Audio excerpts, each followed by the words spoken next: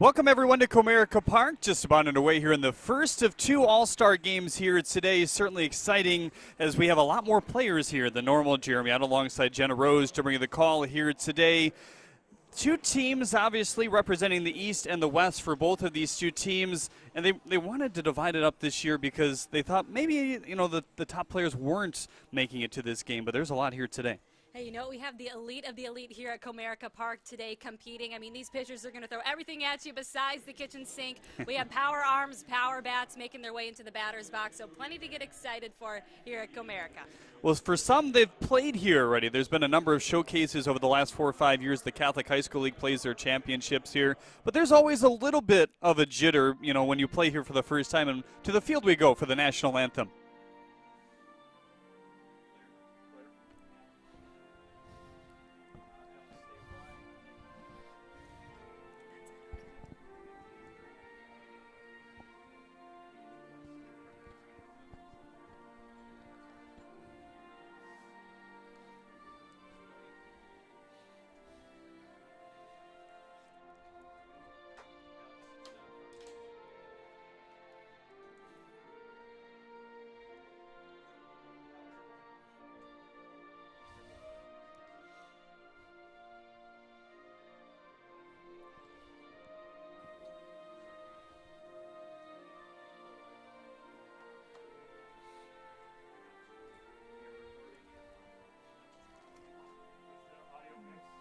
Maybe right here.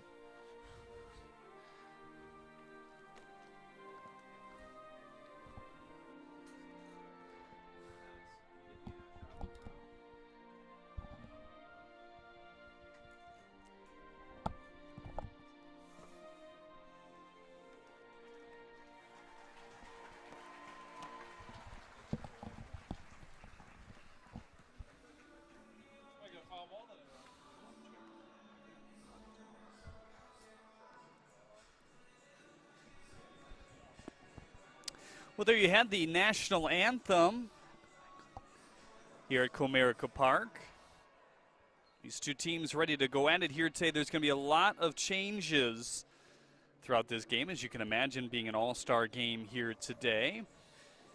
We'll try to track those as best as you can. Sydney Cariel, also the third member of our team, will interview various athletes and people involved with this MHSBCA all-star game.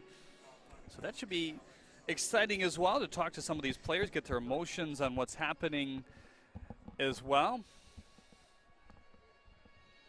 And it's a big moment for all these coaches in this game. There's 4 aside. There's not really a head coach designated for any of these teams, but a great moment for them just to kind of be the face of the team as well. There's not a lot of coaching that goes on in a game like this, but for these guys, maybe their first time on the field at Comerica Park as well. When you think about coaches over the course of the regular season, they're the ones who are so involved day in and day out watching these players succeed. So to come in and have the elite of the elite here to compete, it's probably nice to just sit back, help guide them through, but we are celebrating their careers here, over 40 years here with this all-star game. So coming in, having the opportunity to watch this talent up close and let them do what they do best, compete at an extremely high level.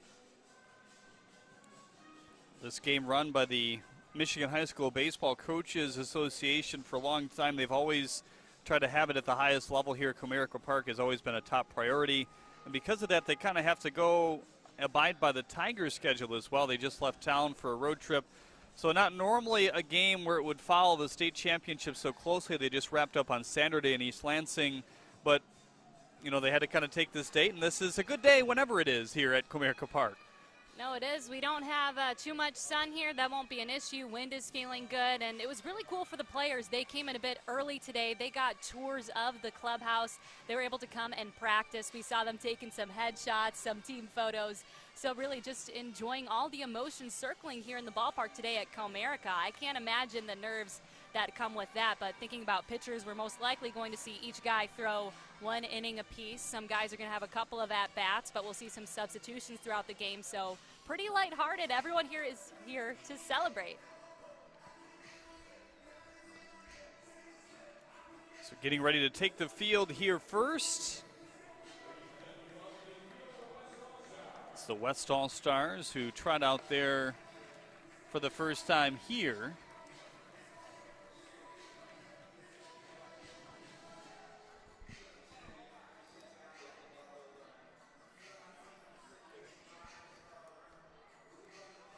And they're certainly making it easy on us with the brightly colored uniforms, huh, Jeremy? No doubt about it. Couple of repeating numbers, but that won't be any worries.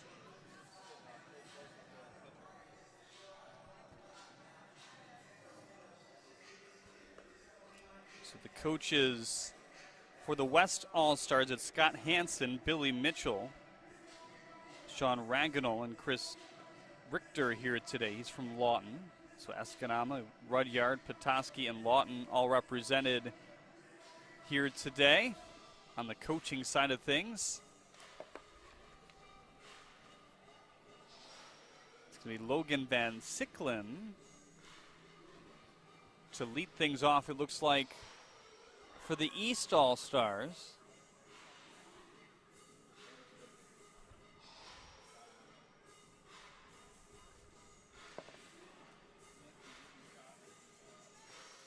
Cole Grunwald on the mound here, headed to Alma next year, the native of New Boston, Huron. Over the course of the regular season, senior year, 38.1 innings of work, 5-1 record, a couple of saves in there as well, only allowing 8 earned runs and 59 strikeouts. So coming in with an ERA of 1.4 over the course of the regular season, and we also saw him have a couple of at-bats as well. So each team is doing this a bit different. There's not necessarily a standard lineup for anybody playing in a game like this, and there's obviously changes from all angles. But one team here today is kind of going with the rolling lineup of all their players. The other just doing a little bit more free in terms of subbing guys in and out. First pitch of the ball game, 4:04, is outside for ball one.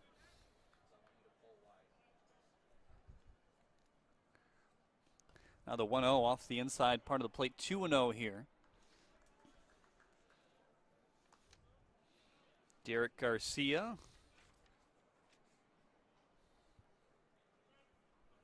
Actually, Ben Hitzelberger, beg your pardon, leading things off as well, it's a breaking ball high. 2-1 quickly here in the first inning. Let's check the defense here for the West squad.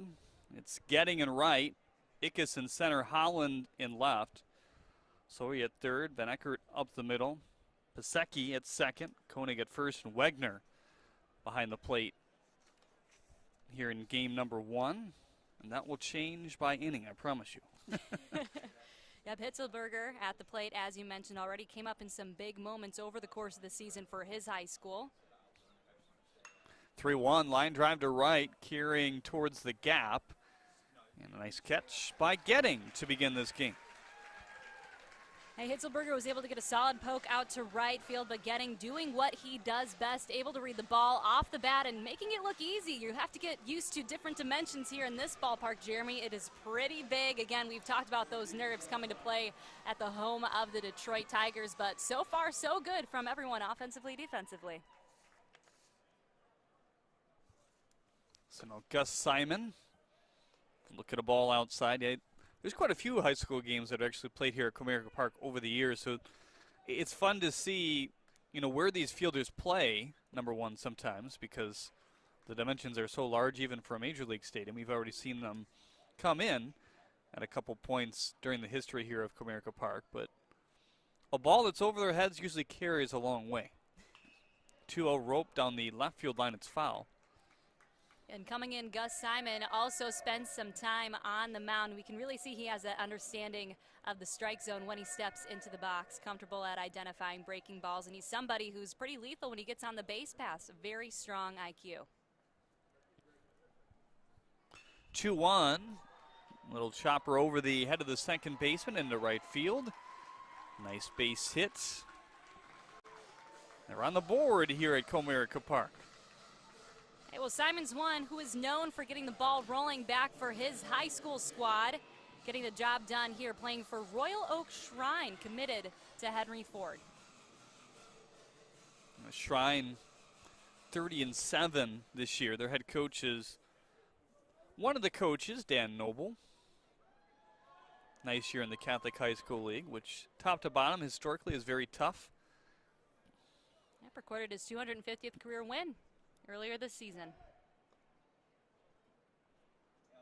Little pickoff move there as Simon is back.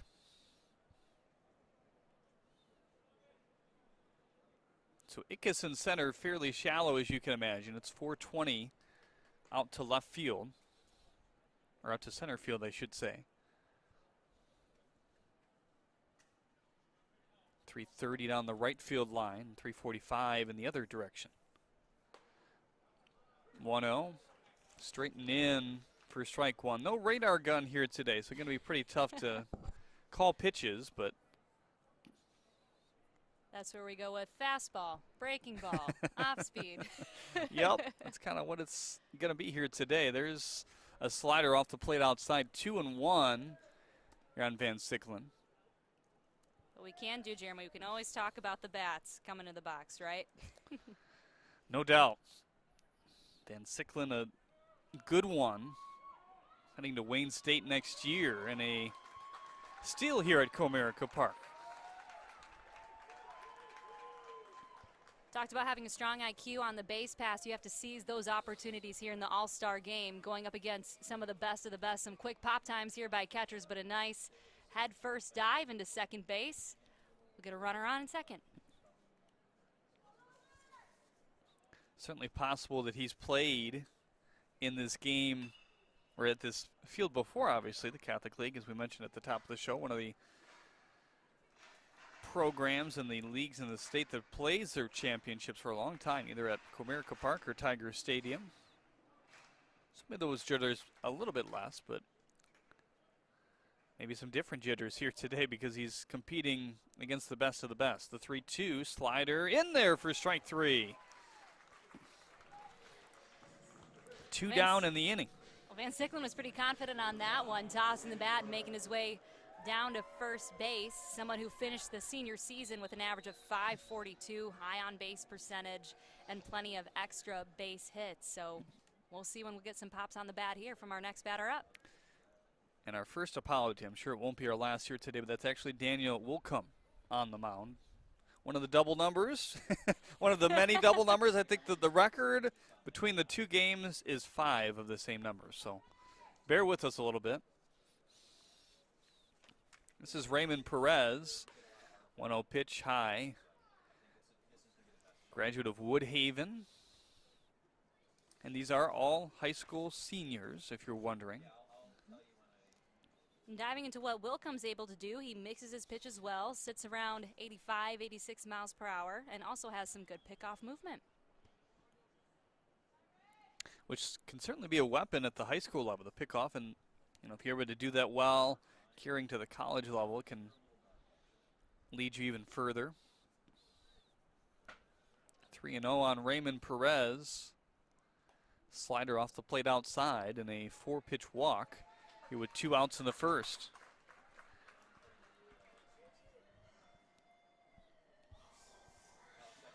These pitchers only get an inning each to shine throughout the course of this game, so this is a moment here for Wilcox to dial back into the strike zone. Pitched 68 innings over the course of the regular season and was 12-2 with an ERA .4, totaling 131 strikeouts. It's kind of funny to look at these guys' numbers sometimes. Obviously, the innings is something you look at closely, but, and that's a no knock on anybody, but everybody's going to have that low ERA for the most part. Everyone's going to have the 400-plus batting average. Everyone's going to have a good amount of home runs and RBIs because that's why they're here. But still no knock on what they're able to do to make it here. And always looking at the state of Michigan, it's always fun looking at the East versus West matchup, calling everybody East Siders, West Siders. That one skipped off the leg, it looks like. Now the base is loaded with 2 outs here in the first. 2 outs in the first. You'll take that free pass down to first base. Not necessarily the at-bat you want, but while this is all fun and games, celebrating how these players have done over the course of the regular season, it is nice to finish saying, hey, you know what? West took it, East took it. We like a little competition, Jeremy. We didn't exactly discuss this with, these players or the coaches here today, but there is still a little bit of wanting to win at the end of the day. Obviously, you're going to get your guys in. It's not going to impact whether, you pinch hit a guy here or there or move this guy to the outfield because it's his primary position per se, but these guys are competitive just like anybody else, and they ultimately want to win this game as well. Now the 1-0 outside, but pulled back in. I beg your pardon, for a strike.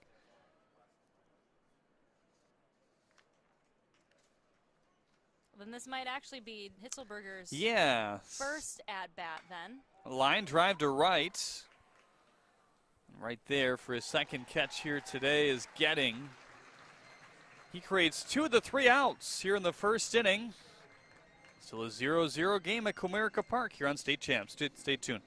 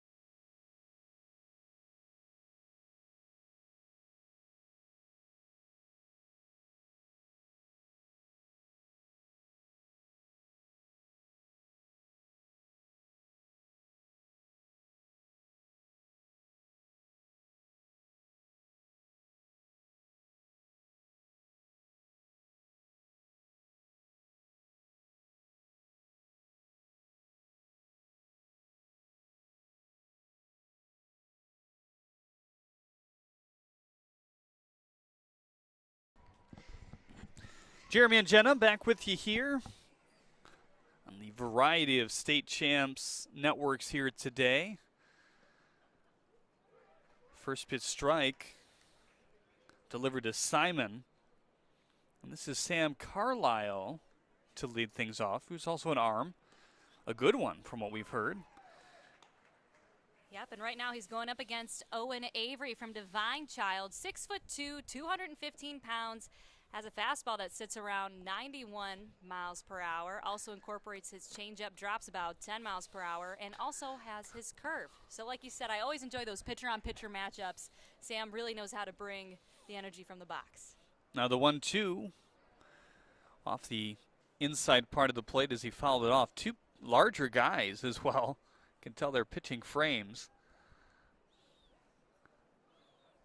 The next level, you certainly love those bigger guys going down the hill. 1-2 again, high. 2-2. First pitch just after 4 here today, and what is a pretty muggy day in downtown Detroit. High about 90 degrees. Swing and a miss. Well, we talked about it. Carlisle is a threat in the box, but Owen taking him down here to get things going. Not a bad start for the All-Star.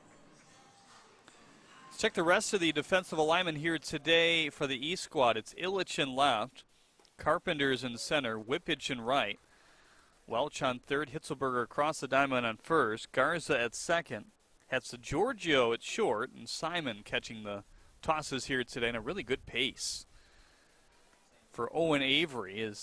This one is in for a strike two. We've seen it kind of trickle down at the professional level. I know we both do some professional baseball as well. The 0-2 is high, and then you start to see these pitch clocks come into play. The amount of times you can, take a picture out, the amount of times you can pick off and step off. You work quickly in today's game is going to benefit you at the next level. If things keep going the way they are, which I think they will.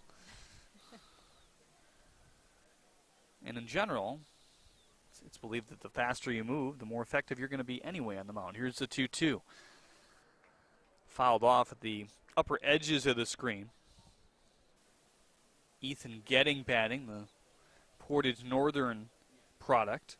And just like Carlisle, also committed to Purdue Northwestern, someone else that we see pitch for the squad, and there's another strikeout for Owen.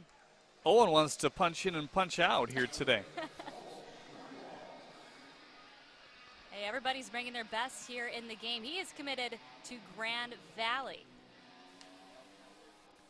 Typically able to put together some competitive baseball teams over the course of their time. Yeah, no doubt. There's certainly some rumors around that Grand Valley might try to go Division I at some point here soon. You could see that, where they've built their programs all the way around, as Cole Grunwald fouls one off.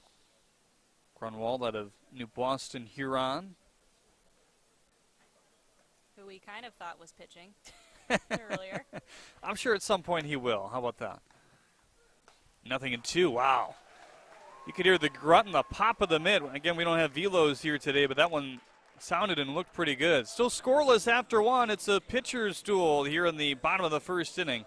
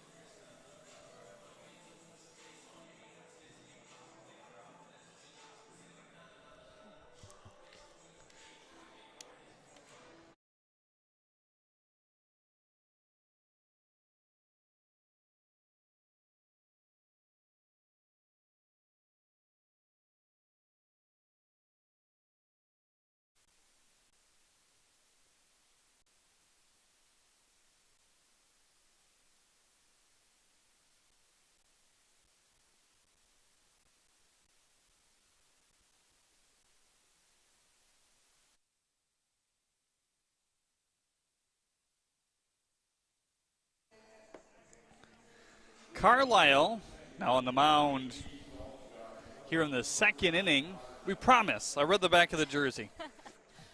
Oh, yeah, we're doing pretty good. Had the opportunity to speak with his college coach over at Purdue Northwestern, and he's someone who's become a late bloomer, but he's been able to throw up to 91 miles per hour, sitting around 89, so looks pretty good. Also is able to incorporate his slider. Excited to see him. We saw some good stuff in the last inning out of our Divine Child product. Pounding the zone hard. In and out approach for him as Ty Garza leads things off here for Grosse Ile. Garza, the first ever member of Grosse Ile named to a all-state team. So that's got to be pretty special for him as well. Also plays soccer for Grosse Ile, was a member of 4 state finals teams and winning 2 state championships. Garza going to pop this one foul. It's a good program for soccer, certainly at Grosse Ile, and kind of a feeder for the various colleges around town. Now the 2-1. Curveball fouled off. He's someone who's described as an offensive leader, and speed creates opportunities for him when he gets on base. Over the course of last season, really worked on hitting for more power and was able to do so here in 2022. And like you said, a lot of these batting averages we're seeing are typically over 400, a lot of extra base power. So should I even say he was hitting 489 or? I think that's a pretty good number. You should say it, yeah. All right, 489. Maybe anything under 390. That's still very good, but. Yeah, did you play baseball in high school, Jeremy? No, I did not. I did this, actually. There we go. 3-2 on Ty Garza.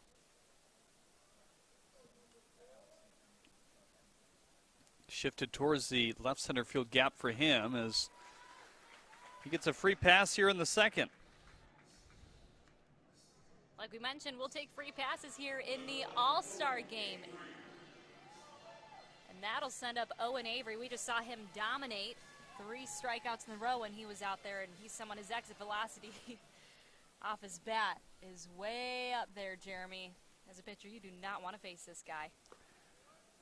They are keeping data in the ballpark in terms of exit velos and speed and all the things that you would see in an MLB game as well, just in case. It'll be fun to review some of that data. I'm not sure we'll have access to it after the game, but 0-1 here in the second inning with no outs. Leadoff batter on.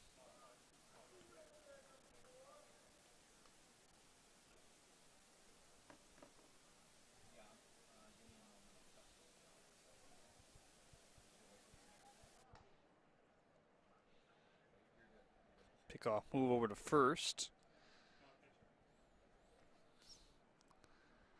It'll be interesting to see how many pitcher versus pitcher matchups we see here today. And Garza cut back. He's for sure going to be out at second. Over to first, not quite. And now Avery slips around the bag, so he'll hang tight at first base there. Just kind of finish that comment, though. Obviously, pitchers hitting is something common in high school. Well, rarely, if that happen, ever at the next level, but most guys will kind of find their position, place in the field, and or be a PO, which for some is probably kind of sad, but this is probably the last time they'll do either or for some of them. Well, especially making your way from travel ball to playing for your high school, you have to do every single thing that you can to help your team produce, and that's sometimes what you've got to do. Sometimes you got to hit in the box, sometimes you got to be on the mound, and every now and again you see pitchers make their way up there where that's not their primary position. Travis Illich takes a big cut there, product of Cranbrook. Gorgeous campus. Sure is, yes. Kingswood. Got all the gardens around and the historic looking buildings in on the hands as he fought it off. This one collected. Sayer who pulls it in for the second out.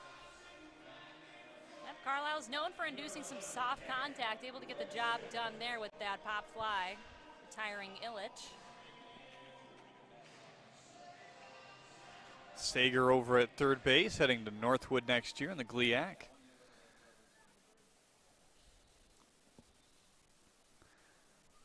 So 2 down. Brings up Cam Rosen.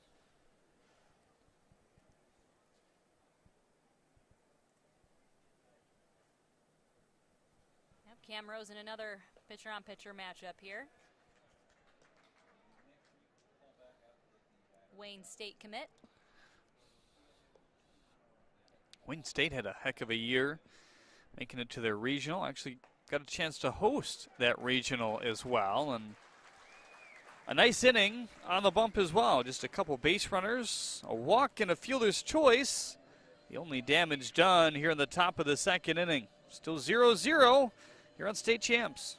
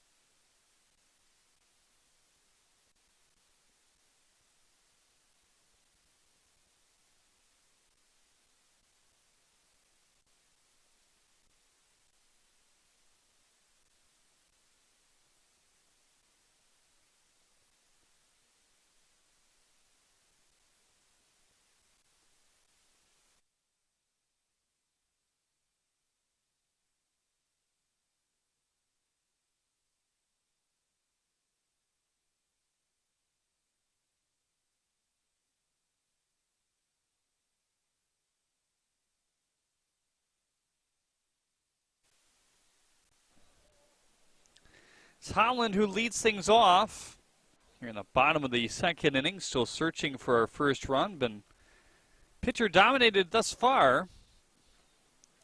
Busiest inning was the top of the first as we saw some base runners.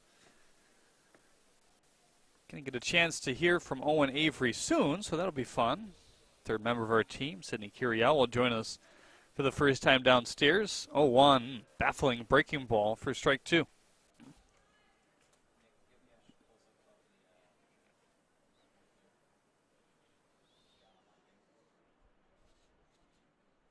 The 0-2, swing and a miss on the outside part of the plate.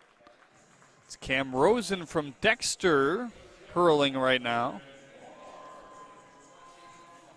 As you mentioned before, pitchers are pretty quick and efficient here at Comerica Park today, getting the job done early on.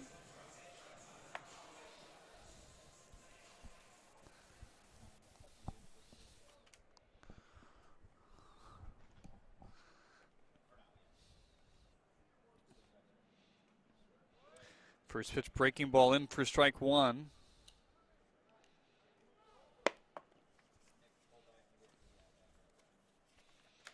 It's Colton Horn from Petoskey. As he lunges at that one and loops it out of play. Petoskey, a great place. Near the bridge, sort of, kind of on the northwest side. Actually going there in a couple weeks. Looking forward to it. 0-2 is high and away. 1-2 here on Colton Horn. I was hoping to see fans running for foul balls here today, but looks like everyone's kept pretty much behind home plate at the park. Can't go by the orange ribbons. And kind of roped off on the first and third base line as that one looked at for a close ball there. 2-2.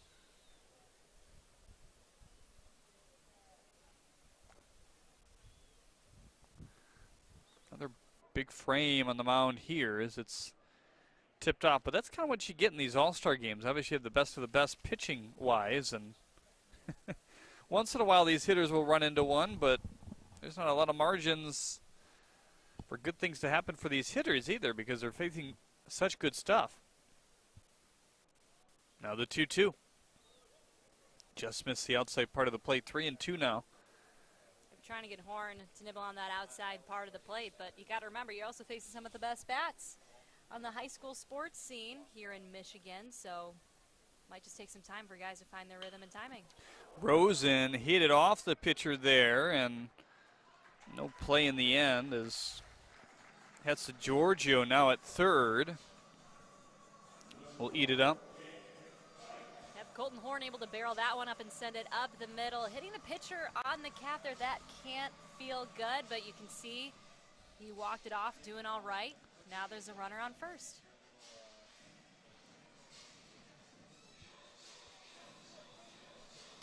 So it's now Garza in left, Illich in center, Rice in right. Has the Giorgio on third, Welch at second, Whippich at first, and Logan behind the plate.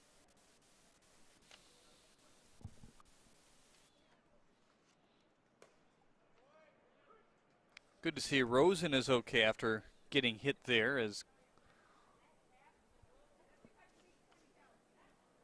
Jake Ickes bats now. Ickes from Coloma heading to Kellogg Community College next year. Chopped on the ground to second and over to first, and not quite. It's the second out where we recorded at second base there. Relay by Welch, just not in time. Yep, Ickes has been described by his high school coach as a tremendous competitor. He's not the biggest in size, but he's certainly a bulldog on the mound and in the batter's box. You can see there, able to display his speed and beat out the throw.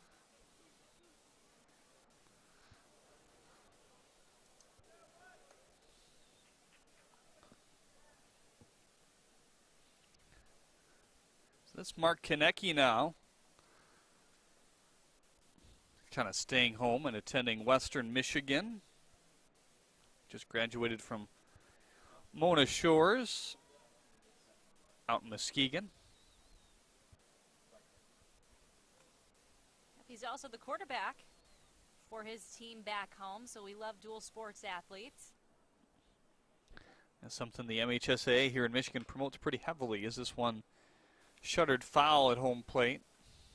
Kaneki describes his mentality as just looking to make contact and barrel it up. If it goes, it goes, and if it doesn't, there's always a next at bat. Clear mind at the plate and swings the bat. First and second here with one out. Now the 1-1. High. Little pick down to first base. Logan to Whippich there. So how this East squad is handling their defense, confusing to us, but it makes sense for them because they have it all mapped out. For instance, Logan is playing behind the plate in innings 2, 3, and 6. Simon in 1 and 7, and Rice in 4 and 5. So it's kind of here, there, and everywhere. Whippich over at first. Here in the second and the fifth. Some positions have a little bit less rotation just based off where they are and availability, but trying to get guys everywhere where they've at least been. Big time fly ball to center field. That one stroked to the gap in left center. It's going to at least score 2. Kaneki, watch him run. He'll stop at second. They'll send that late runner around third, and the throw does not come home. 2-0. Off a nice knock to left center field. Our best swing today. And Kaneki doing what he does best, putting the ball in play and doing so with power. We can see there he sent it over the center fielder's head. That was a good looking hit there, getting the ball rolling, 2 crossing the plate. Center fielder knew too, he just had to take his first step back and run. Best you can do is get it on that first bounce, which he was able to do, and get the ball in. For Kaneki, certainly an all-around athlete. Quarterback and pitcher, certainly a very common combo when it comes to baseball, football, as first pitch breaking ball dips in for strike 1. Tyler McKinstry at the plate now at a Frankenmuth. 0-1 swing and a miss. Yep, he plays for USA Prime and was asked to play for Team USA for men's 18U fast pitch softball. I saw that. That's interesting, isn't it? It is. I mean, there's a lot that changes when you're going from baseball to softball. I'll tell you that. But seems he's always able to do it all. Rip to left. Going to get down for a base hit. Bobbled a bit by Garza there, but Kaneki will hold up over at third. So now runners on first and third with one out. Hey, this just goes to show, Jeremy, that hitting is contagious. They're able to barrel up the ball here off of Rosen and do some damage as well, getting some good pokes into the outfield.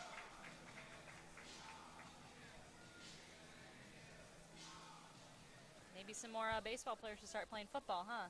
Yeah, really.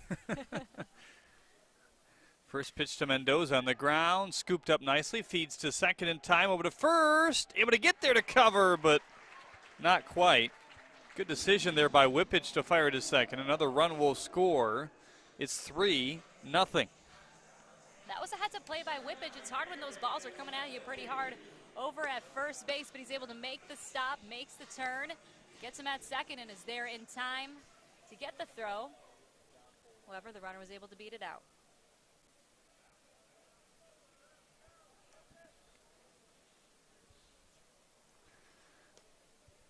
Here's Aaron Pieski, I beg your pardon. Another representative from Mona Shores. One of the 3 Kellogg Community College commits here playing in All-Star. Bounce, the threat on the second base, in time, the tag, not there. Kind of slid away from that tag by Perez, the shortstop coming over to cover. Now a 2-0 count with 2 outs here in a 3-0 bottom of the second inning in favor of the West All-Stars here today. Pieski is very impressive when he gets onto the bases. 42 stolen over a single season. Now has the record over at Mona Shores. 2-0 piped in for a strike. Might have been the changeup on the inner half there. 2-1 now. And he's someone who pretty much puts the ball in play most times. Only struck out 3 times over the course of the season, but has ability to draw walks. Ripped on the ground, but right there is Welch. Feeds across for the 3rd out here in the second inning. The most productive inning we've seen thus far. It's 3-0 in favor of the West All-Stars now. And Sydney Cariel, the 3rd member of our team, getting ready downstairs to Sydney now.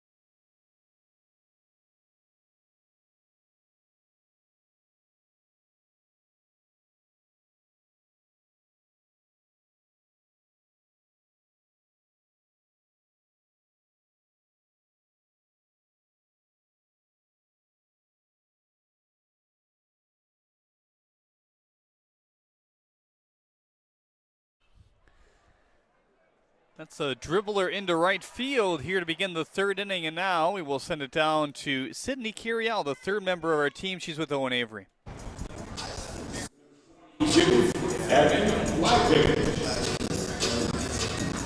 Talk. Go. All right, guys, we are here with Owen Avery from Divine Child. We just saw you have a stellar first inning with that. How did you feel out there? Felt pretty good. Yeah, you looked pretty good. Thank you. Well, something that's really cool is you're wearing number 11, which is who then later on got drafted and then finished his career here with the Tigers. So how cool is this moment for you? It's cool. Everything coming full circle for my family. It's definitely an awesome experience. Yeah. And then next up, you're going to Grand Valley State University. How excited are you for this next chapter? I'm excited to get out there and play. It's going to be a fun time. Yeah. How excited is your family and all the support you've had? They've been awesome through this whole thing, so they're definitely excited for me, and I'm excited to get out there myself. We're excited to keep following you along on your career, so congratulations on an outstanding high school career. I'm looking forward to seeing more. Thank you. I appreciate it.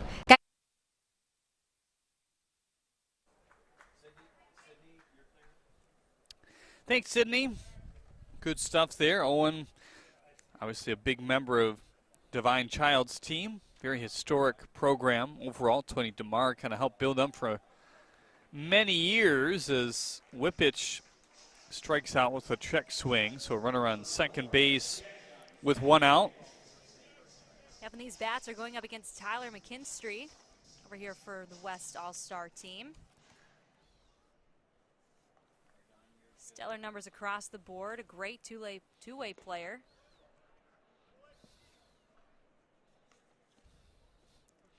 Heading to Davenport next year as well in the GLIAC. Yep, leads his team both in average and ERA, and of course a couple other categories because this is why they're here at All-Star. Now the 1-0 to Zhang. Nicked off the glove here. It's Wegner behind the plate here in the third inning. Another pitcher-on-pitcher matchup here, and pretty interesting here. Zhang has a forkball, Jeremy. Does he? He certainly does. I've heard a lot of guys, you know, I do baseball in the USPBL here locally in Michigan. You worked with me last year there as well. There's like 3 or 4 guys that have a forkball. I'm like, my goodness, where's this coming from? Yeah, for those back at home, it's related to the split finger fastball. It seems like the progression is change up, can't throw the change up, then a splitter, and then you can't throw the splitter to forkball. Some call it a splitter / forkball. This one popped up to left. Holland is under it at the line there for the second out. If we can see out and left, he was able to camp underneath that one. A lot of space to work with here at Comerica Park. No stranger to these dimensions. I'm sure these young men have watched plenty of times from the seats, so it has to be pretty surreal to have the view from on the field. We've only seen one ball kind of get over the head. That was to center field, which scored a pair of runs back in the second. That's so far our most productive inning, the bottom of the second. That's why we're 3-0 here. 0-1 delivered low there by McKinstry. Throws to Thomas Rice. He's going to catch in the fourth inning. Yep, during the travel ball season, actually plays for his father, Mike Rice, who is also the head coach here at Cardinal Mooney. Yep. This one inside, 2-1. Man, I don't know about you, Jeremy, but I would not want my dad to be my coach. Takes a special relationship to be able to do so. Well, I feel like you're always 2 steps down when it comes to your teammates as well. Some think, oh, you know, you're going to get it easy or whatever, but nope. You normally get it the hardest. 3-1 on Thomas Rice. 2 outs here in the top of the third. Slider in for strike 2.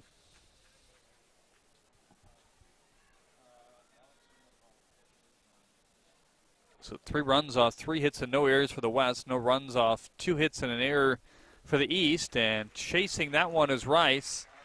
Kind of worked progressively out, and out. Got him whiffing at that one. We're still a 3-0 score as we head to the bottom of the third. Here on State Champs. Stick with us.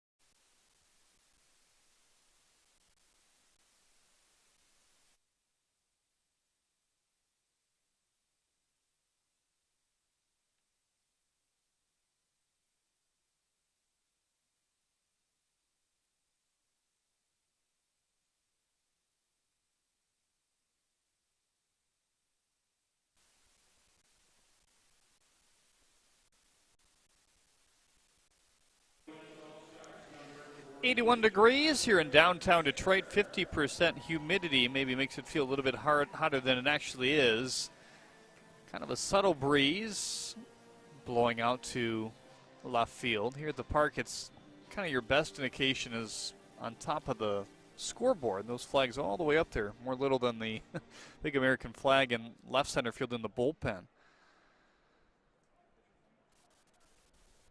Zhang taking over on the hill as he delivers ball one outside to Tyler Sager. Zhang from Divide and Child. Fastball sits around 88 and 90 miles per hour. Floating down the first base line. Nice play. Hitzelberger going over to make it for the first out here in the fourth. Hey, Hitzelberger is making it look easy over at first base, getting a nice jump on that fly ball, working his way into foul territory and making the catch over the head. A bit of a basket one there, Jeremy, but that's where you make sure you have your throwing hand on top. It's a tough one to stop. And if you're here at the park, you get to watch the replay right on the scoreboard. So cool. Looks like he kind of lost the placement of it at the last second, was able to get his glove there just in time over on his left hip. Well, it's certainly a lot more foul ground, I'm sure, than he's used to covering as well. Jack Snow makes his way to the plate here in the third as he looks at strike two quickly, much like his counterpart from Divine Child, Zhang working quickly. We heard from Avery earlier. Now the 0-2, high and in. Yep, they were pretty much the number 1 and 2 duo for their squad over at Divine Child. We talked about the fastball also incorporates his curve and the forkball. Grounded fouled on the first base line. Let's take a look at the rest of that defensive alignment now for the E squad as it's constantly changing. Here in the third, it's Hitzelberger at first, Simon at second, Abbott at short, Avery over at third base with Carpenter in left, Garza in center, and Perez in right. Playing pretty far in center field and left with the right fielder Perez back with this lefty at the plate. Swing and a miss. Elevated fastball for the second out already. Now the players go around the horn. As you mentioned, Jeremy, those Divine Child pitchers, they like to work fast.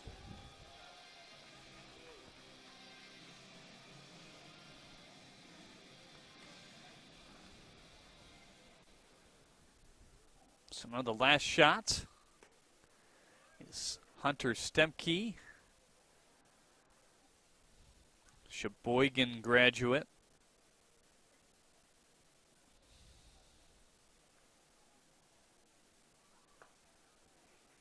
Solid stats for Stemke throughout the course of the regular season. Batted .465 with 12 doubles, 5 triples, 4 home runs. And did well as a pitcher, too. We got a lot of pitchers here this weekend, Jeremy, or this Monday. Right. We're going to get there. We'll get there.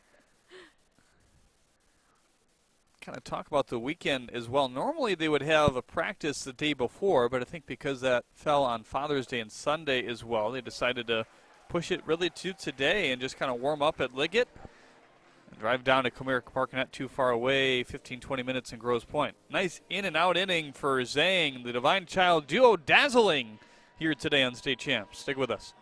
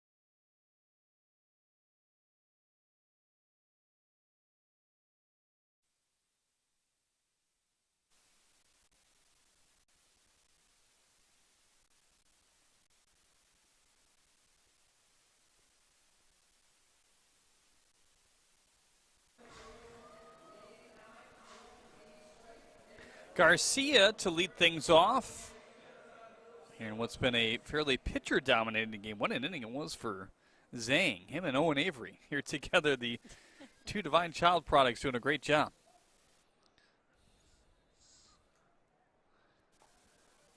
First pitch that dips in for strike one.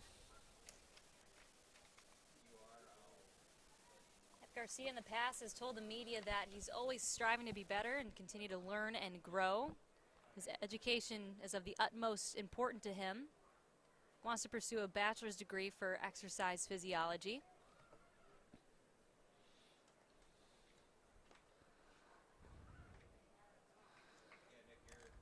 Off the plate inside.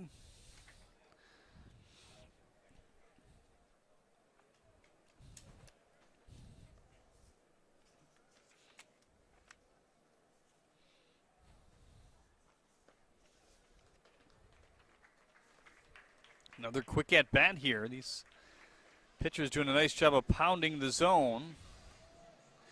When you have one inning, you're looking to find it quickly and show your best stuff here. That's something we talked about before as well. These pitchers are going to throw everything at you besides the kitchen sink, right? We've seen sliders, curves, changes, some pretty high velocities for fastballs. Kaneki delivers a strike there.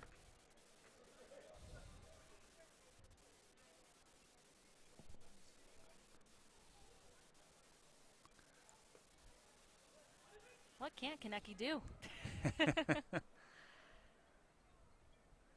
Looking good out there to begin this fourth inning of work. 5 total hits in between the two squads. All three of the three for the West All-Stars coming in the second inning, where they matched the run total as well. Kaneki was pretty excited to get here. He said he's only been to Comerica one time prior to this. Swing and a miss. 2 up and 2 down, both via the K here in the fourth. Yep, the arms are dominating here today in the park.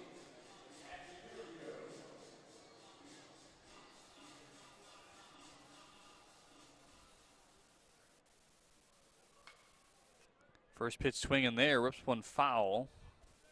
You can hear just about everything, including the thud of the chair, as there's nobody sitting in those kind of behind the dugout down the first baseline.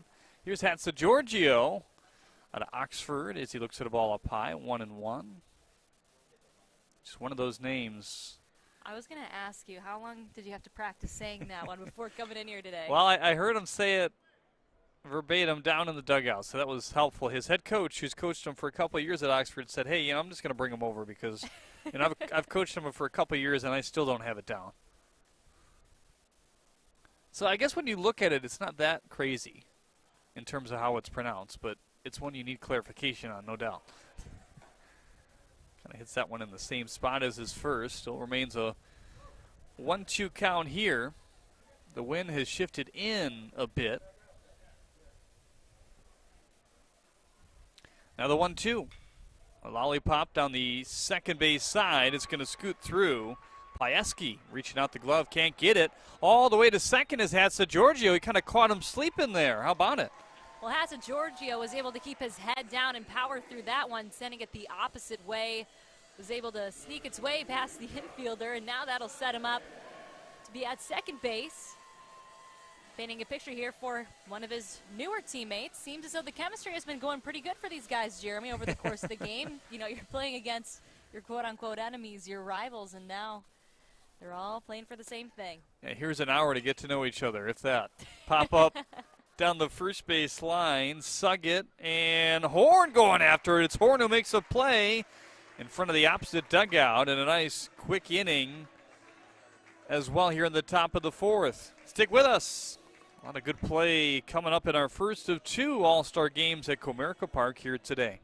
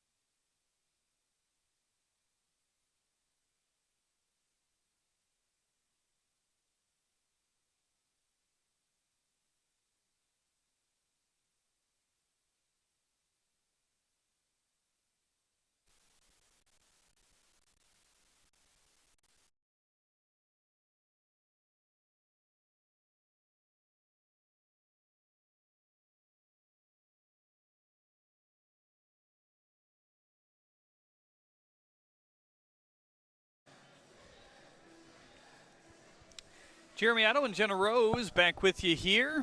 Beautiful Comerica Park. Bright, sunshiny day. A little bit of haze over the ballpark here today. Tigers just completing a fairly lengthy homestand here. I think it was 10 games, so able to fit in this game on a Monday. There's no set day where it usually takes place just because it's based off the Tigers' schedule and what they can fit in. And they wouldn't normally necessarily do it just a couple days after the state championships wrapped up, but that's what we have here today is E.J. Suggets will lead off and look at a ball up high. A lot of good things we've heard about Mr. Suggett coming into today. Oh, yeah, especially from some of the other opposing coaches here. Looking forward to seeing him compete today. He's a tough bat to throw against. Turner hurling here as well. Yeah, Sheboygan's head coach said that he's a great kid that can just flat out hit. And he's also a standing basketball and football player, an outstanding one. Heading the Bowling Green and the MAC next year, 2-1 on Suggett. There's a lot of representation here today of everything. I mean, you got quite a bit of D1. We'll see most of the D1 players next game. But a lot of the GLIAC that we've seen already here today, Wayne State, Northwood, Purdue Northwest, all kind of represented already. Davenport is well thrown into that mix. Now you get a little action here. One of the better Midwest conferences. 2-2 off the plate outside, 3-2 now. Yep, Jacob Turner's out on the mound. In March, he was clocked at 92 miles per hour for his fastball. Will also incorporate his change and curve. Walked him here. We've seen a few of those here today. Now, well, these players are going to bring some professional at-bats with them whenever they step into the box. They have an in-depth understanding of the strike zone, and they've been able to perform at a high level, not only at the high school level, but also against some of the best talent across the nation with these travel ball. Here's a Jackson Lumen Christie product in Garrett Swan. Takes a nice rip at that one and knocks a foul. Traditionally a very solid athletic program. You often see them in the mix for the state football finals just across the street at Ford Field. They've won quite a few of them. 0-1, slider dips in for strike 2. So trying to keep these West All-Stars off the board. The East have 3 hits, but no runs to speak of thus far. Now the 0-2. Pounded him high for the first out here in the 4th. If these pitchers are able to utilize that outside part of the plate here today, but facing a couple of righties here. Aiden Van Ekenvoort will get his moment now, the Holtz High School graduate. There's another GLIAC representation. Going to Grand Valley. That one shot through the gap.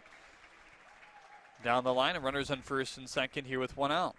Yeah, well, he didn't waste any time on that one, attacking the first pitch, sending it out to right field to get on first base. Runner moves over to second. And sometimes that's what you've got to do if you think you have a good idea what this guy's going to throw when he first stepped onto the plate. Might as well get ready, and took advantage of that fastball. Well, Van Ekenvoort has an interesting story.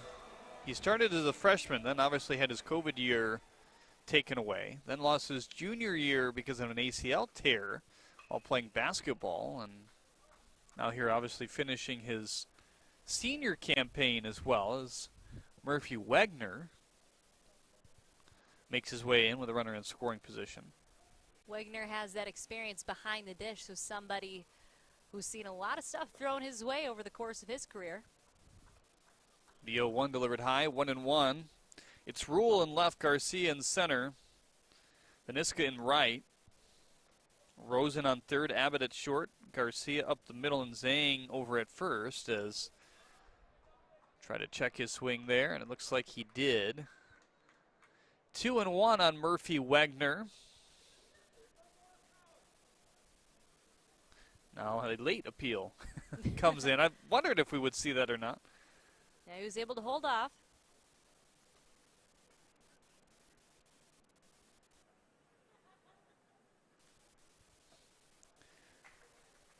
Two one swung through it, 2-2.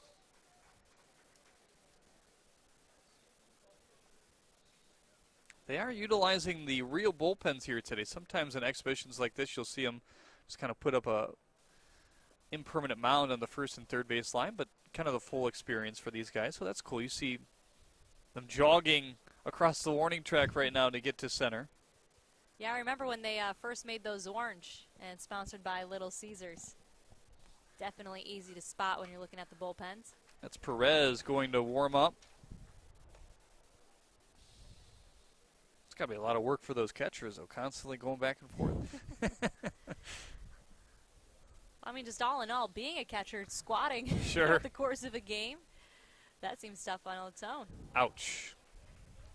Not something you want to see in a game like this, but looks like Wegner is good to go as he loads the bases. Yeah, Turner flirting with the inside part of the plate there. 5'11" righty, was named the #9 ranked right-handed pitcher in Michigan for the class of 2022 by Prep Baseball Report. The smell of sunscreen kind of levitating through the booth here. It's one of those kind of days. Not a lot of places to hide unless you're sitting in the Tiger Den seats here in a 5 o'clock time here Eastern. If you're watching outside of Michigan, 0-1 on Daniel Wilcom. Or if you're us in the booth, we're able to hide up here from the That's sun. true. Yeah, it feels pretty comfortable. The little breeze coming in and making it feel a lot nicer than it actually is. 0-1, low and in, 2-1 now on Wilcom.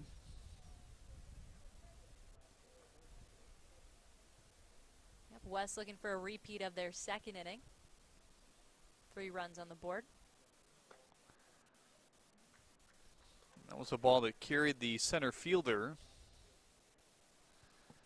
Kind of edging towards one of those triangles in the gaps below the Chevy fountain out there. Always a trouble spot. 2-1, low and in. 3-1 now on Wilcom. Heading to Saginaw Valley next year. Had an outstanding year on the mound as well. 37 walks to 131 Ks. Product out of Sheboygan. Now the 3-1. Low and in. Walked in a run. It's 4-zip West.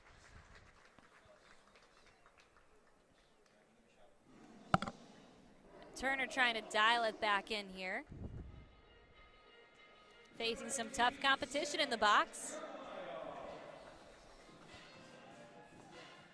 That'll bring up Sam Carlisle once again. Once again, we don't get to say that very often in a No, game like this.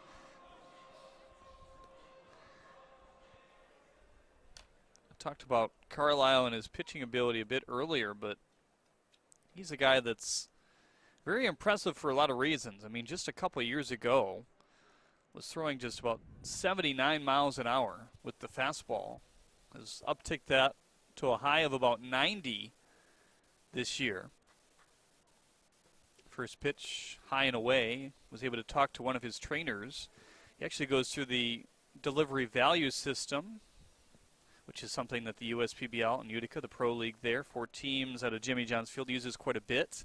Created by a guy that worked with them pretty exclusively for a long time, in Justin Orenduff, former first-round pick of the Dodgers, who just got hurt throughout his career and never really made it at the show level, at least. But he's created this model, and it's kind of hard to explain on the surface, but basically they take video of you, look at your mechanics, and see how you're optimizing your delivery in a number of ways. Are you in a path towards injury? They rate you according to injury risk and the amount that you're getting out of your delivery as well. Justin's a great guy. I always enjoyed talking with him at USPBL. This one off the glove here of Rice, gonna scatter home another run. 2-2 count as well in a 5-0 game in favor of the West. Now, with how far these backstops are, as a catcher, if it's going by, the runner's going to be able to score. Sam Carlisle previously was the first victim of Owen Avery when he had 3 strikeouts in a row, retired the side. And actually a new glove for Rice as well. He swapped it out kind of in the middle inning, so I'm not sure if it broke, and this one not very broken in for him, or just not his gloves that he uses. So that probably contributed to him not being able to catch that ball. Swing and a miss.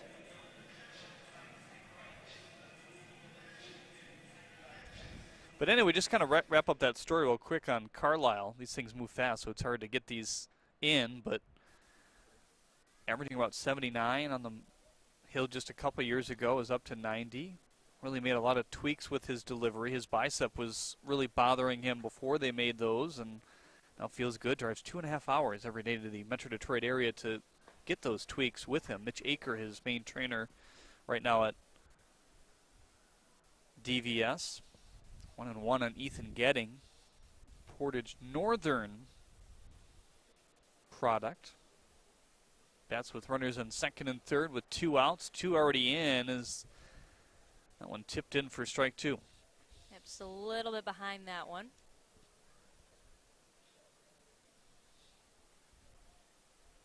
Five runs off 4 hits and no errors thus far for the West. It's going to stay that way as Getting can't come around on it. 5-0 the score. We head to the top of the 5th in a 7-inning game here at Comerica Park.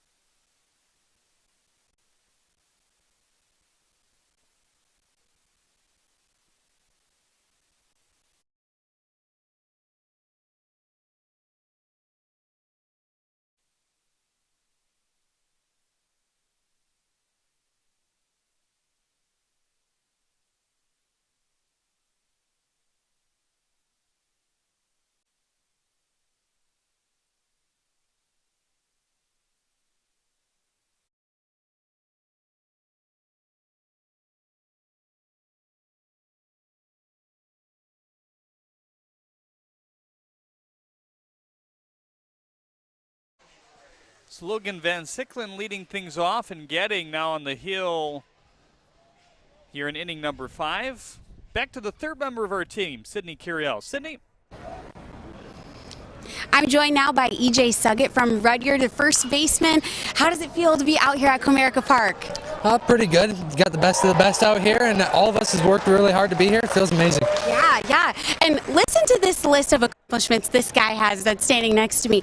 He played in the state semifinals on Thursday, then at the UP All-Star basketball game on Saturday, is playing in this All-Star game, and then turning around and playing in the UP All-Star football game this upcoming Saturday. I mean, how awesome is that to cap off your senior year with all these accomplishments? It's pretty awesome, and I know I've worked really hard for it, and I want to thank all my teammates who helped me get here. But yeah, it's kind of like my own 2-week vacation right after high school. It's pretty nice. Yeah. So, a 3-sport athlete, what is your favorite? I want to say baseball, but I love them all. I love them all. Yeah. And on top of all of this, you guys, not just great on the court, on the field, any of that, he's also the valedictorian of your class. How does that feel to end as the valedictorian of your senior class? Feels pretty good. I worked a lot at it throughout my 4 years and even before that, and I knew I could do it, and it's nice to accomplish that goal. Up next, headed to Spring Arbor University. How excited are you for this next chapter? I'm very excited. It's going to be a new ride, new adventure, and I can't wait to get started. What does this moment mean to you, capping off your senior year? Everything. I think it's just kind of jumbled up of what all the work I've done throughout my whole life. Last question, when you look back on the 4 years, what was probably the most exciting moment or something you will always remember and cherish? There's a lot to pick from, but I think going and playing in the Van Andel basketball semifinals was pretty fun. Awesome. Well, thank you so much. Congratulations on your career in high school, and we're looking forward to watching you moving forward. Thank you. We'll send it back to you guys. Thanks, Sydney. Good stuff. One of the guys with one of the more interesting stories as well in this game here today. 2-2 here on Ray Perez at a Woodhaven, facing Getting, as we told you right before we sent it down. Finds the outside corner for strike 3. Getting with a 3.20 ERA this year, 17 walks to 67 Ks at a perfect game as a junior versus Three Rivers. Get this, 72 pitches and 18 strikeouts. Hey, I mean, he's been a consistent pitcher for the last 2 years for Portage Northern. I mean, he throws in almost all their biggest games. He's certainly a fierce competitor when he's on the mound. Braden Abbott sees the first 2 outs recorded in this inning, and a 1-0 count on him. Here comes. Line drive to right, look out. That one heading back towards the gap, but a good cutoff there by Wilcox. And that will quickly end the inning. One of our quickest half innings in a little while here in our East-West All-Star game, the first game edition. The second one coming up at around 7 o'clock here today. More on that and more on this game when we get back here on State Champs.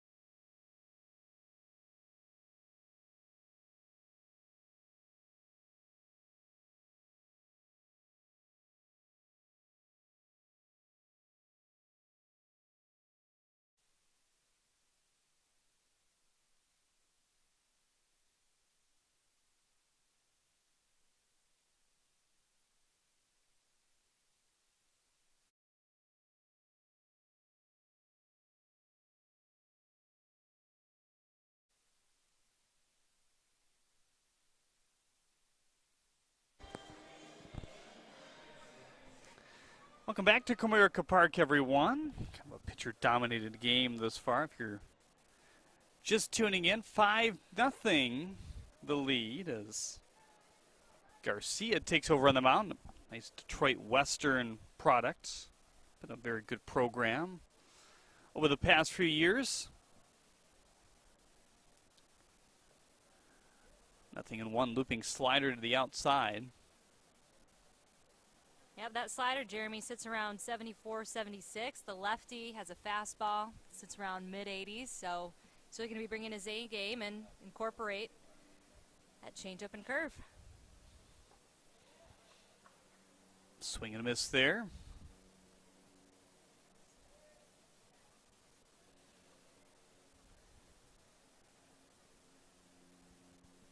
Now the 1-2. Lunging out at that one as Zhang is over to the line. For out number 1 here. It's Zhang in right, Carpenter in center, Illich in left. Welch at third, Hatsa Giorgio at short, Abbott at second, and Whippich over at first with Rice back behind the plate. And we can see that Zhang is just a powerhouse. We can see him play pretty much any position here for his team. The Divine Child product, making it an easy out in right. Saw him have a very nice inning of work on the mound. Him and his Divine Child counterpart Owen Avery, is in for each one inning of work here today. 1-1 now. Derek Garcia works very quickly as well. We've seen kind of varying styles here today, but for the most part, these pitchers have been moving right along. Yeah, it's all about what allows you to throw comfortably, stay in your command, and throw with conviction. 2-1 in on the hands and lofted foul. A couple of fans kind of ducking out of the way of that one. I always get excited because I hope that fans are reaching over, bringing their mitts. I honestly wish I brought mine in case something comes back to us. You're right up the middle. But I'm ready for it. I'll protect you, Jeremy. You're kind of in the line of fire here. Look, that one. That one could have been a little closer. Has to be popped right straight up. But we saw one maybe just a little bit off to our right. That was probably the closest one earlier here today. Oh, I got you. You're sitting right by my glove hand. I'll just reach on over. But I get to keep the ball. I think he hears us. I think he wants you to get one. You might want, once at a softball state championship at Michigan State where you're much closer. You were just there the other day. Oh, man, there were balls flying at us in the press box. Did one come in or no? There was one that came into me in above my head one year. No, not yet, but I was there for all 4 games actually doing color. So pretty long day, but always love watching those girls celebrate because they give everything they have to leave it all out on the field for state finals. Popped it up. Whippich kind of ranging towards the second base position. Had some tail on it late with the wind kind of swirling in that direction just a little bit. Wind hasn't been much of a factor so far here today. Yeah, a little interesting that he called off the second baseman to get that one, but he was following it and the momentum just carried him that way.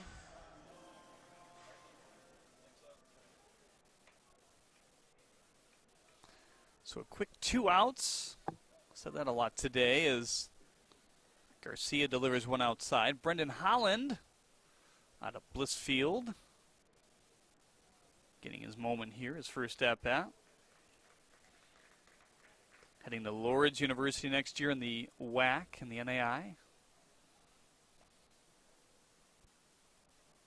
Produced a couple pros over the last couple years. Here's the 1-1 outside.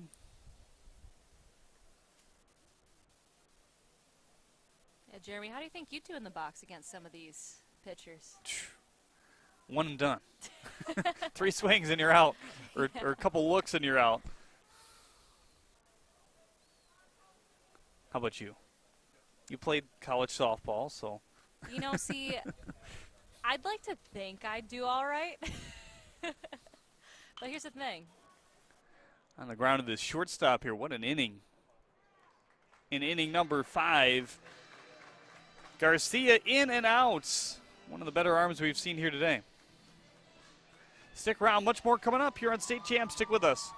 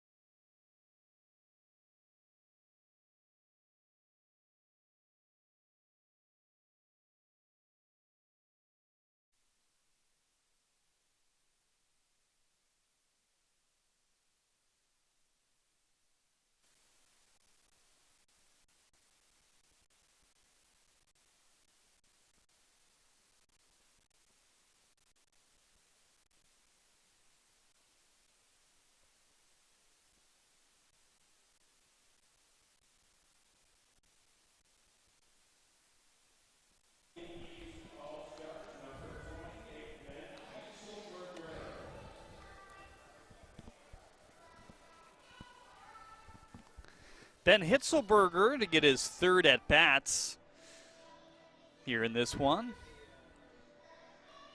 I really admire the back of his jersey for Richmond. It says Brotherhood for the last name instead of his own. It's always a good reminder that you're not playing for yourself, you're playing for the team. This one in for strike one. I feel like baseball especially is a very tight-knit group. Not to say that most teams aren't, but they sure are, but there's just a lineage of baseball. You know one guy and then he shows up in another spot. As this went over to first base for the first out. It's Ickes on the mound.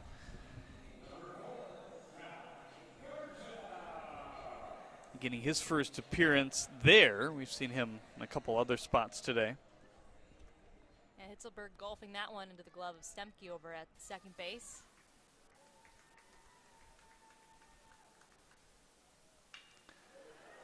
Garza rips that one to the gap in left center field. Watch him run now around the first base bag. Here it comes to second base. And he'll hold up there as they do a nice job getting it in, and Mendoza chucking it over to third base, and McKinstry here in the sixth. And there's the fourth hit on the board for the East. No runs to show thus far. Yeah, Garza able to sit back on that breaking ball, identifies it, and sends it into the left center gap with power. He's in the perfect position there for Owen Avery. We've seen what he can do not only on the mound but also at the plate. He's someone who's definitely able to generate power with that lower half and also has that power arm.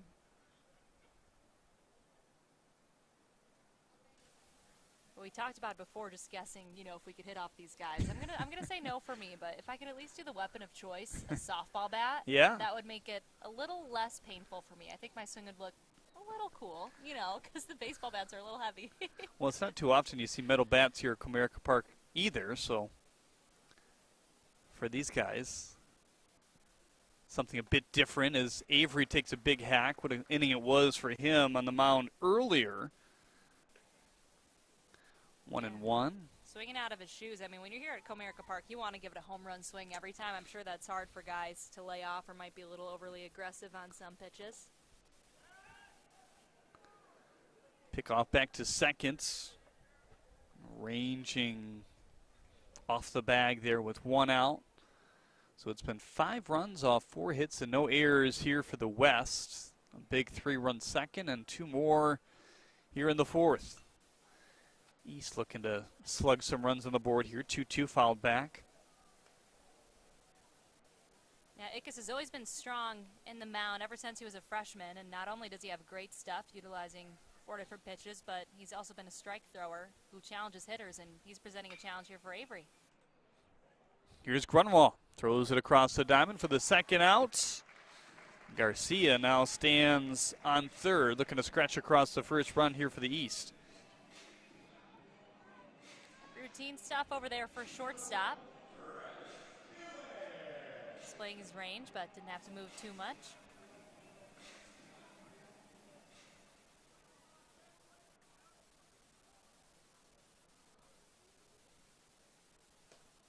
First pitch high to Travis Illich. Sees his second at bat here today. Yep, fouled. Fly ball last time. Fastball high, 2-0 now. Jeremy Otto alongside Genna Rose bringing the call here today. Sydney Cariel, the third member of our team, along with everybody else working hard behind the scenes here today at Comerica Park. It's the first of 2. It's the first time they've kind of done this 2-game format. If you did not tune in early, a chance to get some guys some more playing time, obviously, and also get some more names in this game as well. Kind of historically here, it's been mostly 80 to anywhere from 95% Division I players, and there's still some that kind of trickle in and out of this Game 1 roster as well. Plenty of them to mention here in Game 2. And I feel like it's pretty common, too, for baseball, community college to get the start. Yeah, you see it more and more. I mean, guys kind of bridging their gap to a 4-year school. Yeah, I mean, it's interesting just to see how the Game has changed for recruiting, the amount of sites that are out there, showcases, tournaments. And doing some prep work on some of these guys, you go and look at their Twitters and their bios. Right. They'll have their different pitches, miles per hour, their GPA, even their cell numbers, emails. Hey, if you're liking what you're seeing, text me, and a timeline just full of highlights. So it's pretty cool to see how the game has changed. Everybody looking for those retreats, right, from the pitching ninja or whatever it might be to kind of push them to the next level, get them noticed. Yeah, because I think back to 2015, that's when I was trying to get recruited for college ball, and that's just when college-bound jocks started. That's headed by Brian Chittister, daughter Amanda Chittister, if that sounds familiar to you guys. Yep, big time over at Michigan for softball, Team USA, and now playing pro softball. But that's when, it was one of the first times you're seeing a lot of professionals come in and making highlights for you to try and get recruited. So that's expanded exponentially here and has changed the high school scene. Shout out Brian, love that guy. 1-1 on the ground here with 2 outs, and that will be the third in the top of the 6th inning. Darren Welch batting out of Utica there. Game starting to wind down. Playing 7 here today. We'll likely see the bottom of the 7th regardless of what the score is here on State Champs. Stick with us.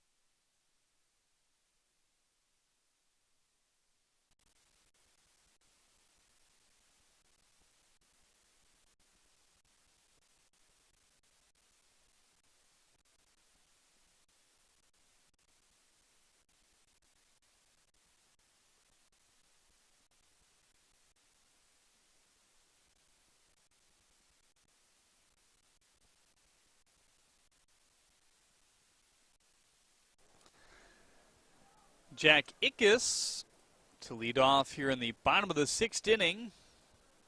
5-0 lead for his team.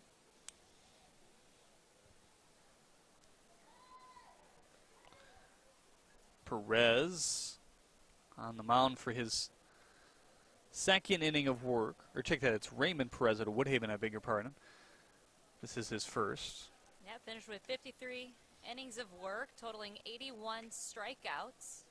9-1-1 on the season, and 17-2-2 in the last 2 seasons. Now the 2-0 away, 3-0 on Ickes here. And the Woodhaven Warriors winning their 4th consecutive district title. I'm sure Perez was a crucial part of that. Pops one to right, handled quite easily there by Garcia, who was on the mound the previous half inning as well. Did a really nice job. Yeah, we've seen some pitchers navigate their way out in right field. We think Zhang was out there earlier making a nice catch, and those both eerily similar. But while he's out there, he sticks his glove out at the last moment to make the catch, runs with it tucked in, so good mechanics. Here's Mark Kaneki once again. Seems like we've called his name the most thus far. I mean, hey, we've seen him in the batter's box with that beautiful hit that went over the center fielder's head. 2 RBI double, and then was throwing pretty well on the mound.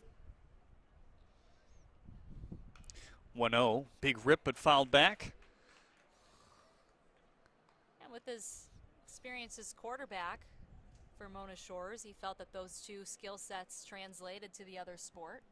Think about it, especially the strategy that goes into football that carries over here when you're on the mound. Yeah, Mona Shores, another football program that's been right up there the last few years in the state of Michigan as well. And some really good athletes. Mr. Football a couple years ago.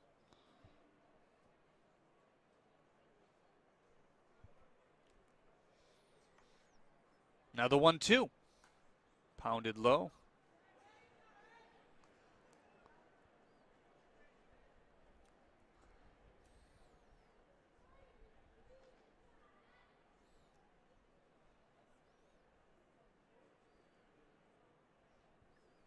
Runner-up to, or the champion, I should say, is at De La Salle in 2020. It was in the weird year where they played the state championship in January, 25-19, the score of that tight game.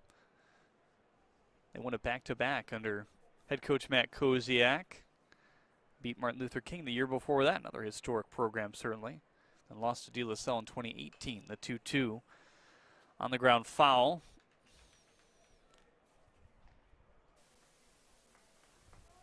We definitely have a lot of competitive programs with members making their debut here today for All-Star.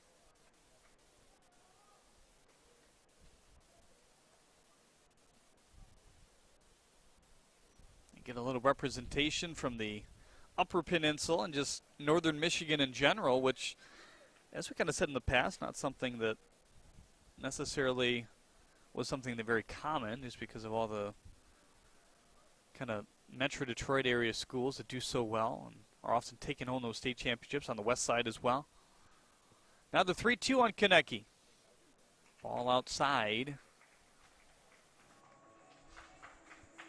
Yeah, Kaneki having himself a day at the plate, able to draw the walk there.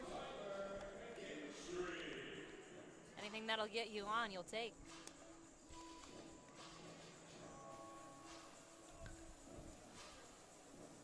So far has been a game where we've seen the arms dominate more, but Kaneki sure made a difference.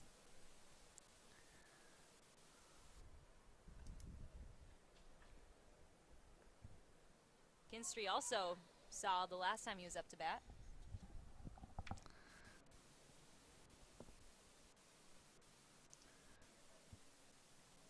First pitch away. So Billy Mitchell from Rudyard and Chris Ryder from Lawton, both kind of switching off between first and third base coach. And every time that Billy Mitchell is on third base, his team scores. Every time that Chris is on third base, they haven't scored. So there you go. There's your analytic of the day. There we go. It's courtesy of our spotter today, Brandon Biggerstaff. Now the 2-0 away. 3-0 now on McKinstry. It's pretty interesting. I work for the Chicago Dogs out in Rosemont, Illinois, and they're right by O'Hare, the airport. Yeah. And they have the stats for when the planes are flying over left field before the game starts. They've won 80% of those games. So really? Looking for the planes. Yeah, one of the coaches started taking note of that. So it's interesting when you're standing around a ballpark for a minute when you start to notice and keep track of when you've got that analytical mind. Going in there for strike one, the Dogs, one of the better names, I think, and the kind of the hot dog as the logo. Oh, yeah. Being a Michigan girl moving down there, I learned that you cannot put ketchup on a Chicago dog. That will get you kicked out. Can't do it. Now the 3-1, one are moving. This one shot to right, and a sinker right into the glove of Garcia. Going to pick him off at first as well. And dropping the ball is Hitzelberger. So just 2 outs now in the bottom of the 6th. Garcia patrolling right field like it's nobody's business, but that bit of a hop made it hard for the first baseman to get a hold of. But Jeremy, I think we talked about this. I'm gluten-free, and Yes. going to Chicago, I went to my Cubs game for the first time, and they have gluten-free hot dog Do buns. they? There you They go. do. Oh, I was smashing it, but see, you got to get the jalapenos in there. Yeah. A full pickle, not Uh-huh. like a full one, but a cut one. Yep. The onions, and then Chicago relish, which is sweet, and it's dyed very green, and a ton of tomatoes. It's pretty good. I like it. I wish I did that during my family's barbecue yesterday. You put ketchup on the. No ketchup. No ketchup. No. So now you've learned you fully, you know, no matter where you are, it's not just if people are watching you in Chicago. Yeah, I have to pretend like I'm from Chicago. You know, I have to blend in. Everyone already thinks I'm a traitor for moving down there, so, you know. I want at least one town to like me. Strike 2 picked up here to Evan Mendoza, the Holt product. A couple representatives from Holt in the game today. Short lead off at first as he swings through it. Nice job here by Perez. Allows a runner to reach, but that's it. We head to the top of the 7th, and again, most likely we'll see the bottom of the 7th as well, despite what we might see in the top of the 7th, just because this is a showcase here at Comerica Park. Back with more after this.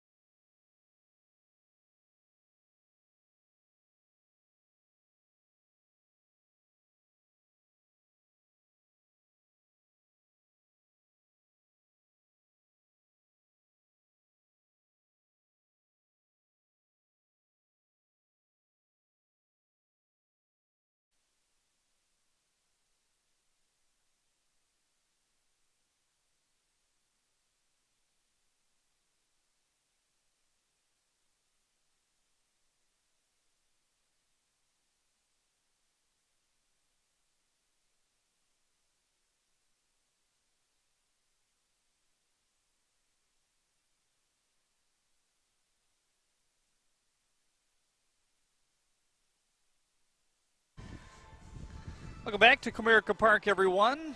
New pitcher on the mound, but before we get to that, we'll toss it down to Sydney once again. Sydney, how are you? I'm joined by Daniel Wilcox from Sheboygan. What does this moment mean to you? You're all smiles right now. Yeah, it's awesome. It's a good feeling. You know, grew up, you know, in the stands watching, so you know, to be actually on the field, it's awesome. Just and being around kids that you've played against before, so I mean, all around it's awesome. Just the environment, the people here, everything's awesome. We talked about it a little on our walk up here. You pitched first stepping on the field earlier today. Oh my God, it was nerve-wracking for sure. Yeah. You know, seeing all the people up there, you know. But I mean, I still, you know, try to dial back and do my job. You know, don't let the nerves get to you. But no, it was awesome, good feeling. You know, kind of get first blood. You know, just try and do your job. That's all you can do. Right. When you look back on your 4 years at Sheboygan, what are some of your favorite memories? It might be a tough question, but what are some? You know, I'm not really sure. Definitely the bus rides. You know, we got a lot of jokesters, so you know, the bus rides were always fun, joking around before and after the game. But you know, other than that, you know, everything was fun. So, but definitely the bus rides stand out a lot. I'm sure you can't tell us some of those jokes. No, I probably shouldn't. This is live. We were not doing that. Yeah. So up next, you're headed to SVSU. Yeah. How excited are you for this next chapter and taking your talents to the NCAA? Oh, I'm really excited. They got a good program at Saginaw Valley, so I'm excited to, you know, do my job and hopefully help out a little bit. You know, just all around, like, you know, nothing you can ever ask for, but to, you know, go to the next level and play college ball. That's all you could ask for.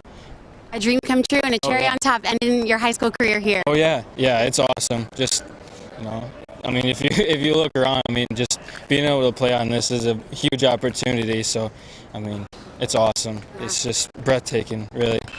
Soak it all in. You deserved it. Yeah. Congratulations on everything. Thank you. We'll send it back to you guys. Really nice catch out there in right field by Ickes. Thanks, Sydney, down on the concourse level here at Comerica Park as well for all these interviews here today. One of the better catches we've seen so far. No, he certainly has some nice work there by the pitcher. I mean, we've seen a couple of them flood into that right field position, and you would not think for a second that there were some pitchers out there. They've certainly displayed their athletic ability with their range, some diving catches, snagging some line drives. This is Evan Whippich out of Sterling Heights Stevenson as he looks at a strike.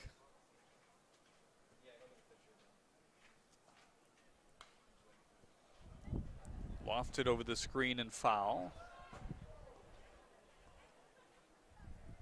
Now with Holland back in 2021, his fastball was sitting in the low 80s, incorporated his changeup, curveball. There's out number 2. Well, that's going fast. I mean, they're quick and efficient all around, from the mound to defense. We've only seen a few batters that really like to attack early in the count, though. Haven't seen too many first swings at first pitch strikes. Well, certainly a situation as well where you don't really know how many at-bats you're going to get. Most likely no more than 2, maybe a third, but trying to get everybody their show here today. And there are a few guys that denied their at-bats just because they really haven't hit all year long as well. But a lot of these pitchers hit in high school as well, and that is quite the quick inning. Holland doing a nice job in and out as he gets a fellow pitcher Zhang out to the right side of the infield. We will head to the bottom of the 7th regardless of the score just to get these guys some more time in the big league ballpark here at State Champs.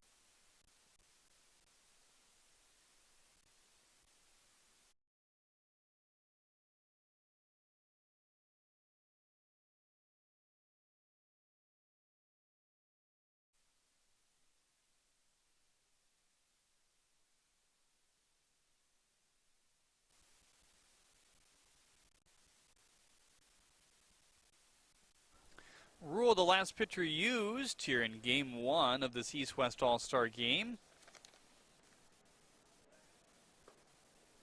Stephen Rule out of Royal Oak Shrine, headed to Michigan State next year. 6'5", 235, always kind of been a bigger guy in high school. Didn't have that peak at any point, but guy with a deep arsenal, fastball, curveball, change-up and slider. Yeah, that curve is his weapon of choice. He'll attack early with that fastball as well, trying to get ahead early in the counts. Paiseki swings and misses through that one, 1-2. And when he's on, sits in the low 90s. Good changeup pitcher, and this is something he's done his whole life. I mean, in his family, Vernon Rule was a pitching coach in the majors for a couple of years. He's the all-time strikeout leader as well for his high school squad, totaling over 200. This team with a really nice year, 30-7. Made it all the way to the regional and lost to Cardinal Mooney, one of their Catholic League rivals as well. Yep, Tommy Rice, one of the representatives here today. Caught a little bit earlier in the game. I think it was the 3rd and 5th innings here today.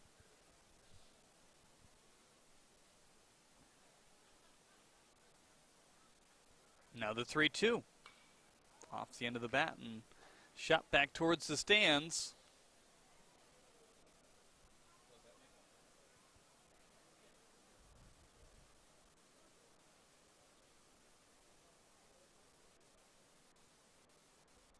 Tries the 3-2 again. Elevated fastball. Same result. Same spot nearly. Yeah, I remember I was covering the Tigers during COVID times, Jeremy, and when it was empty in the park, we actually couldn't take home the home run or the foul balls.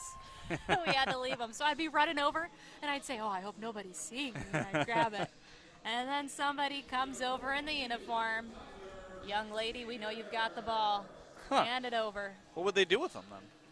I don't know if it's something that they were just saving, if it was anything COVID related, or if it was, I don't think any were put on sale, kind of a thing. Maybe for the home run balls are just saved, but it was interesting when you could hear them pump in the fake crowd noise, and Jason Ross Jr. and we could sit anywhere in the park pretty much, essentially. So we'd sit over in the shade in those wooden chairs, and it was pretty funny. We'd just be snacking, and it felt like we were watching a college game, Obviously talent, MLB, but it was interesting at an empty park. It was kind of honestly similar to this. I think everybody is glad to see the fake crowd noise go away, though. Yes. And I think it was a little more tricky, too, over at LCA because this is open, and that's more closed. So you can tell that it was a little more animated. 2-1, swings at a breaking ball in the dirt. 2-2 on Tyler Sager now. Rule, a couple strikes and an out away from getting out of the 7th and ending the game, although obviously the fate of the game has been decided, so a bit different here, but just trying to get these guys as much time on the field as possible. Post pitch on the outside corner, 3-2 now. Sager hitting .500 over the course of a regular season, .609 on base percentage. Since I know how much you love hearing these numbers, Jeremy, even though you know they're going to be above 400. 500 is pretty dang impressive, though. I mean, just think about that. I mean, the gold standard, at least in professional baseball, obviously, and that's not professional baseball, but whatever. 300 has been the number. Obviously, batting average seems to be of less of importance lately, but still, to hear somebody batted 500, I'll hear that any day. How about that? Well, Jeremy, you remember how much my batting average was in high school? I don't know. Have you? I don't know if you've ever told me. I think so. I think we did it during a long, rainy broadcast at USPBL when we really get to know each other. It's very possible. Emotional conversations over the air with everybody back home. So what is it? 564. 564. Darn. But don't ask me college. As a slap hitter, right? No, but I could slap every now and again.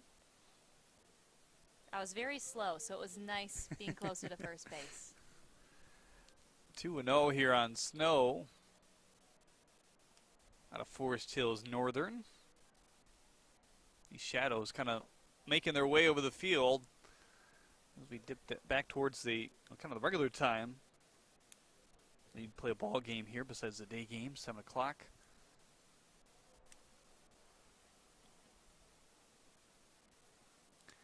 Now the 3-0. Fly ball to right, kind of hanging up there for Turner. Backpedaling into the sun for the second out. So kind of finish off this game. It's Turner in right, Garcia in center, Rice in left. Avery over at third, Perez at short, Logan at second, Zhang at first, and Simon behind the plate.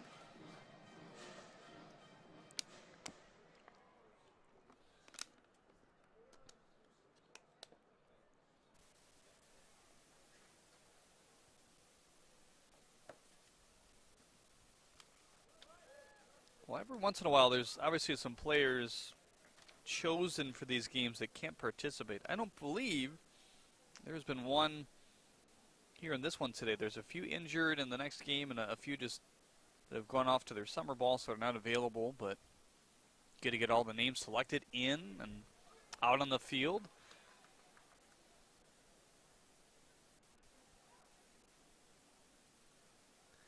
Want to mention the umpires as well. It's Mark Stroya, Devin Fossen, Thomas Burrell Jr., and Lawrence Ward. So many names that we're having to work in today, but didn't get them until now. But also a cool moment for those guys as well.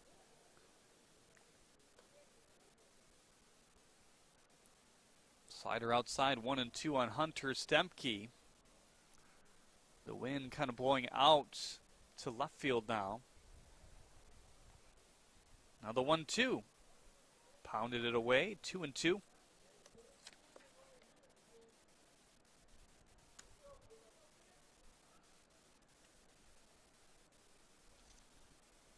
Garcia very shallow in center. Everybody else fairly back for the regular high school dimensions, that is at least. As Stempke looks at the ball outside, 3-2 now. Yeah, it's always cool when you see the shadows of the ballpark start to take over onto the grouse, wow. You know, it's been a long day, Jeremy. Grass, grouse, same thing. Same thing.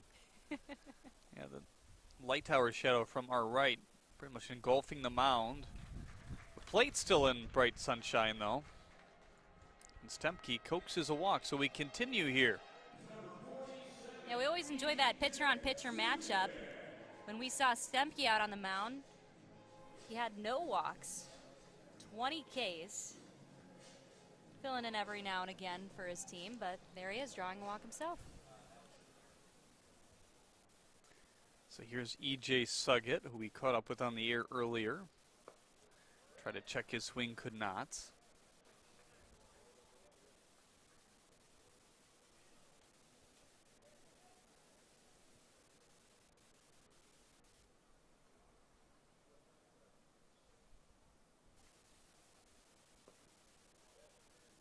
Game that's moved along, no doubt, though. We started at just after 4 o'clock here today. We're reaching the 6 o'clock hour.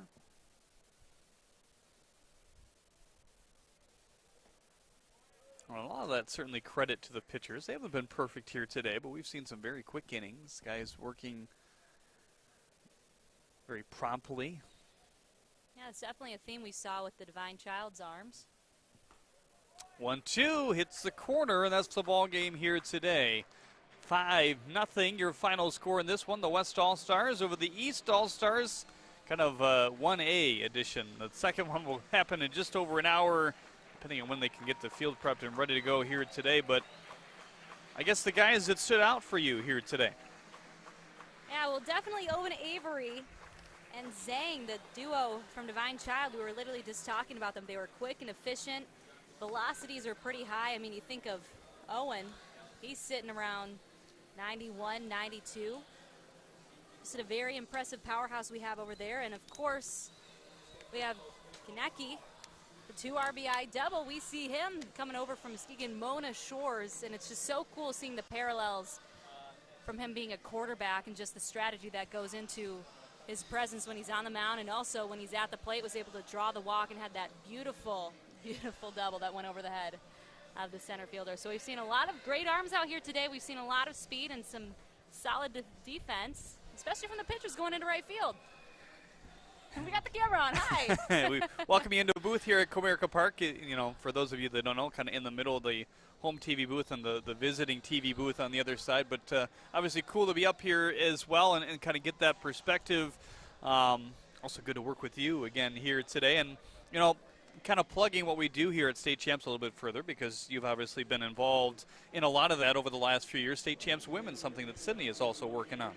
Yeah, that's so exciting. I think we look at these young female athletes, and the sports are growing. I think I was talking about the recruiting process back in the day, and it seemed as though videos were just becoming the thing, the norm to get done professionally. So we want to highlight these young female athletes. So they're always putting in stellar highlights. So please, young ladies, if you're listening, this is a call to action. Please send us your highlights. We would love to share you and expose you to some awesome college coaches. We have great relationships here at State Champs, and this has been the hub of high school sports here in Michigan for several years, and we're doing this here at the All-Star Game. So we'd love to have you as part of the State Champs family. Certainly a lot of good content over the last couple weeks as well from all these state championships runs across all the sports, including baseball and softball, which just wrapped up, as well as girls soccer as well over in East Lansing. So for my partner here today, Genna Rose, Sydney Cariel, our third member of our team, I'm Jeremy Otto. We thank you so much for tuning in for Game 1 of the broadcast here today. Game 2 to start at around 7 p.m. Eastern. We hope to see you for that one. A lot of good players come up in that one as well.